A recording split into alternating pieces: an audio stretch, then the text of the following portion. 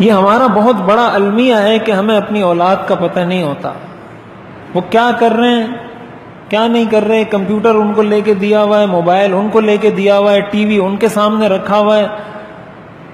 تو ظاہر ہے اس کا مطلب یہ ہوا کہ وہ سن بھی رہا ہے، دیکھ بھی رہا ہے، اس کے سامنے جو جو حرکتیں ہو رہی ہیں تو وہ تو کاپی کرے گا نا، اس کو وہ تو ویسی حرکتیں کرے گا. یہ آج کی تحقیق بتاتی ہے کہ ایک چیز ایسی ہے جس کو آپ صرف سنتے ہیں. انسان کو اللہ تعالیٰ نے سیکھنے کے مختلف ذرائع دیے ہیں.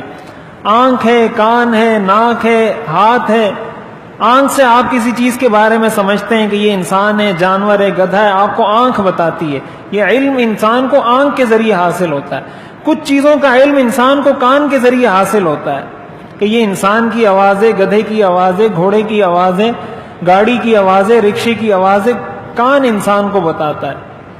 کچھ چیزوں کا علم انسان کو ناک کے ذریعے حاصل ہوتا ہے.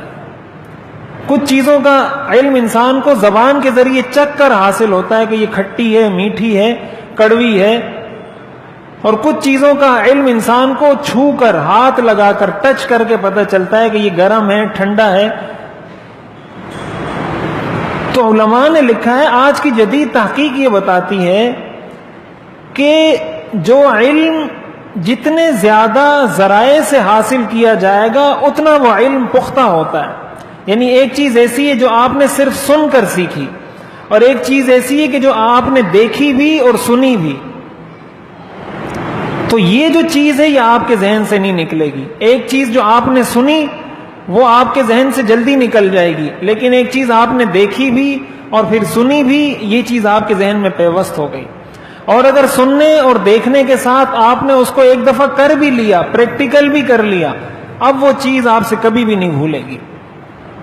تو ہمارے بچے موبائلوں کے اندر، ٹی وی کے ذریعے، کمپیوٹر کے ذریعے سنتے بھی ہیں، دیکھتے بھی ہیں، اور خود بھی عملی طور پر گناہوں میں مبتلا ہوتے ہیں. ایک تو یہ جہت ہے، اور دوسری جانب بچاؤ کی کوئی تدبیر نہیں ہے.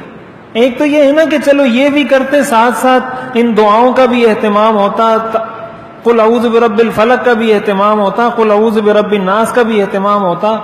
تو کچھ سمجھ میں آنے والی بات تھی کہ چلو یہاں بھی کوشش ہو رہی ہے تو یہاں بھی کچھ کوشش ہو رہی ہے. لیکن یہاں کوشش صرف ایک جہت میں، غلط جہت میں، اور سیدھی جہت میں، اچھی جہت میں کوئی کوشش نہیں ہے. تو بچوں کا نافرمان ہونا، بچوں کا گناہوں میں مبتلا ہونا، بچوں کا نماز نہ پڑھنا، اور بچوں کا معاشرے میں کوئی اچھا کردار ادا نہ کرنا، یہ تو لازمی چیز ہے. پھر جب یہ ساری چیزیں ان کو تربیت میں ملی کہ سوتے وقت وہ گانے سنتے ہیں، اٹھتے ہوئے وہ گانے سنتے ہیں، گاڑی میں جاتے ہوئے وہ گانے سنتے ہیں، زبان پر ان کے گانے ہوتے ہیں، گانے وہ گنگنا رہے ہوتے ہیں.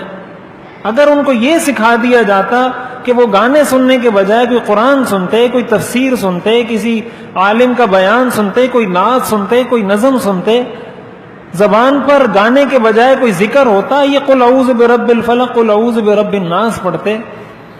اس چیز پر توجہ کی ضرورت ہے. ہمارے والدین اپنی اولاد کی تربیت سے بالکل بے فکر ہیں. پیسے ان کو کما کر دیتے ہیں، پیسہ ٹھیک ٹھاک لا کر دیتے ہیں، صبح نکلیں گے 12 بجے رات کو گھر آئیں گے.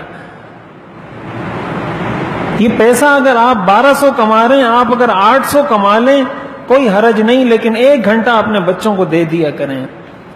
اور یہ حضور علیہ الصلوۃ والسلام کی سنت ہے. یہ جو کہا گیا نا قل، یہ قل ہمارے لیے کہا گیا ہے کہ اپنی امت کو بتاؤ، اپنی امت کو کہو، ان کو سکھاؤ یہ چیزیں. تو جب اللہ تعالیٰ نے حضور علیہ الصلوۃ والسلام کو حکم دیا ہے کہ اپنی امت کو یہ چیزیں سکھاؤ، اور حضور نے ہمیں سکھا دی، اب ہماری ذمہ داری بنتی ہے کہ ہم اس پر عمل کریں.